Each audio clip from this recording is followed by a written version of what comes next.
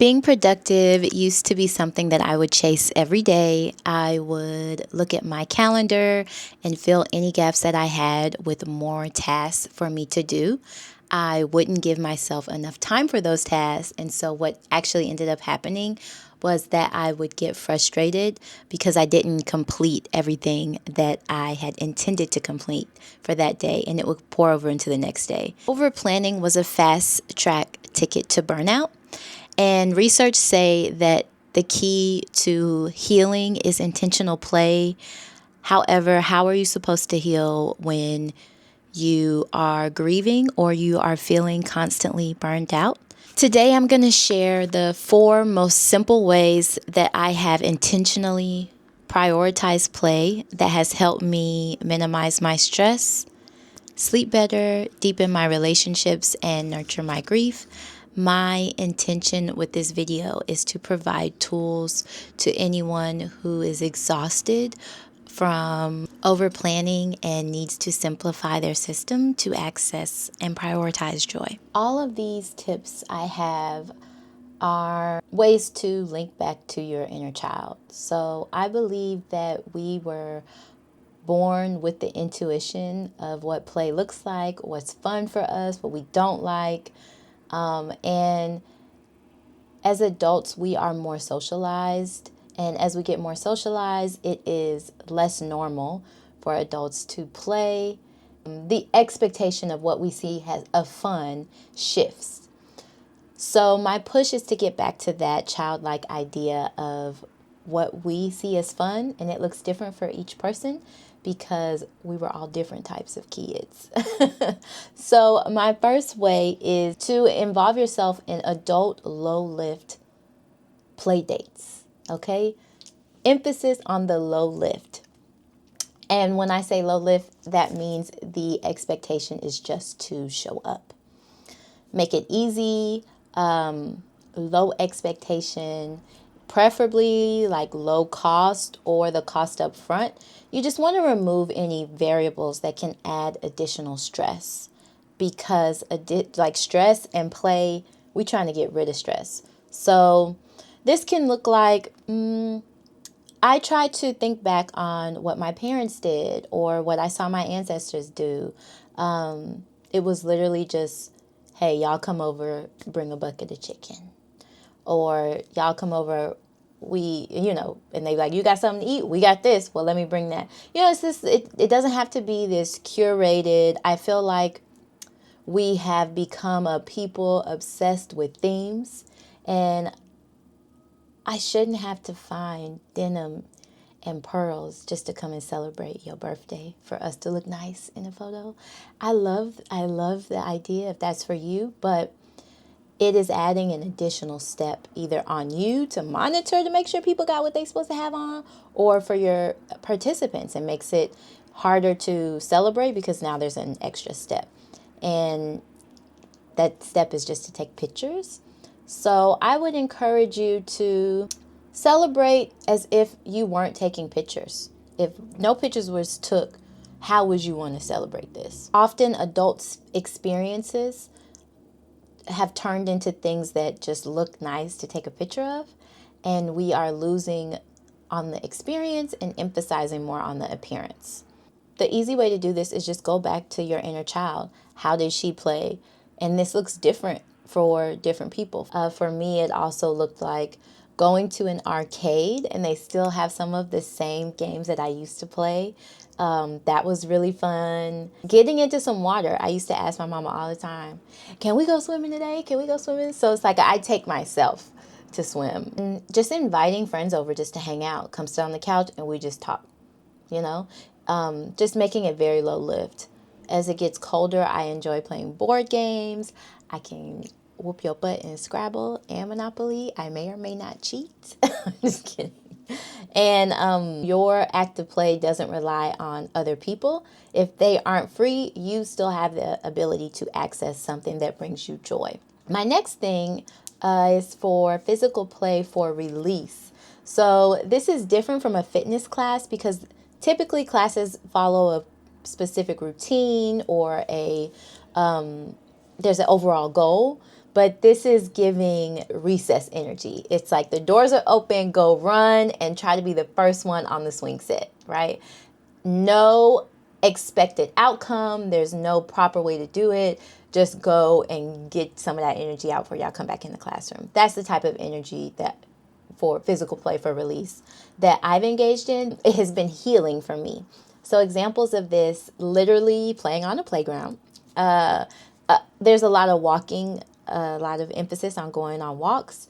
It's okay to get on the playground, traveling without an itinerary or a very intense itinerary, leaving space to just go and explore and walk around. Walking in a nature reserve. This is something I did for my birthday in January. And I went to a place that's usually populated in the summer, but we went in the winter. No one was there. It was really cold, but we were able to see a frozen waterfall, which I've never. We walked on water. It was really cool, but that was not my intention to go. I was like, I want to be around some trees, and so we just made that happen. Kids play all day long. They playing in the store, they playing in the grocery store, they playing at church, they hiding in the clothes. So it's just like tapping back into that. And it also is a form of creativity. It's a lot of talking to your inner child and going back and thinking like, how did I play, or how would I have wanted to play as a child if that experience was taken away from you? Another form of play that you can do to increase your joy is involve in seasonal play, and it's building traditions that incorporate playfulness. So this is an opportunity for you to connect while you're centering your play around what's happening in nature. So for me, a lot of traditions were revolved around my father, and when he passed, I didn't want to do the same things because it was like something that is missing. So it forced me to create my own traditions around playfulness, because he was a playful person, and playing has been healing for me, and it brings me joy. And when folks pass, especially parents, I think their ultimate goal is for them to want their kids to be happy even after they pass, which is why they work so hard. So I believe that my dad will want me to continue to be joyful and find ways that bring me joy. So this can look like picnics. We started a tradition of apple picking. So that's really fun, seasonal. But I encourage you to do something that is low lift and is not going to stress you out. Because if you got to buy tickets, you got to get in line, you got to wait in line, it ain't enough space, there's too many people, it's not fun no more. Remember, it got to be low lift. Moving your body around and waking up early to see the sunrise. I feel like every day, twice a day, God paints this beautiful picture, this beautiful sunrise, and so often, and sunset. And so often we miss it because we're so busy. I encourage you, and this is going to sound weird, but to like clap for God, like, or whoever you believe in, acknowledge the changes that are happening in nature. And we are human beings, not human doings. So find more spaces where you can just be, specifically being in nature. And I love this quote from Alice Walker. She said that, I think it pisses God off if you walk by the color purple in a field somewhere and don't notice it. So this goes back to my idea about like clapping for God.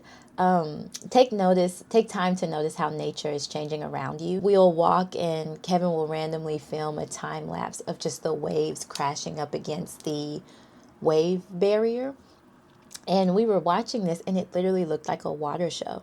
And we was clapping. It was like, here come another one. So just like finding those small ways to appreciate nature without expectations. And the last version of play is passive play. And I feel like this is the version that we are most accustomed to as adults, because it's the act of consuming, being a consumer of content without actually being an active participant. And of course, the easiest thing we have for this is to pick up our phones and to scroll. I encourage you to reverse it. Make it harder for you to scroll. I be deleting Facebook and Instagram off my phone, putting it on there when I need it, and then delete it again.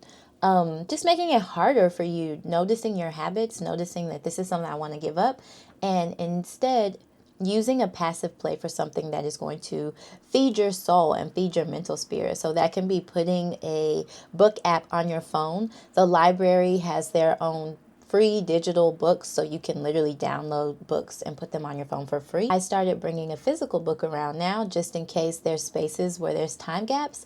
I can feel it, so I can retrain my brain instead of like scrolling. It's like, let's pick that book up and finish it.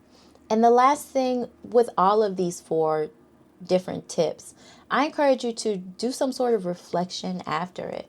Let yourself know how you felt, what was good about it, what was not good, so you can it's a practice of helping yourself know yourself better and finding ways to be intentional with your play. Healing comes from simplification and doing less and being less stressed on the outcome. In order to access that, I would encourage you to find one way that's easy, accessible for you, that you can intentionally incorporate play into your life, and you'll have more access to joy and a fullness of your life as well. If you found this helpful, please let me know in the comments below. In the meantime, y'all go play.